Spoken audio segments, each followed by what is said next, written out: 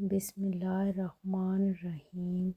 راستہ ایک ہی تھا، فرعون ڈوب گیا، موسیٰ علیہ السلام گزر گئے۔ یقین اللہ پر رکھو، راستے پر نہیں۔ بے شک انصاف کرو ورنہ یاد رکھنا، حضرت صالح علیہ السلام کی اونٹنی کے قاتل صرف 4 لوگ تھے، مگر غرق پوری قوم ہو گئی، کیونکہ باقیوں کا جرم خاموش رہنا تھا۔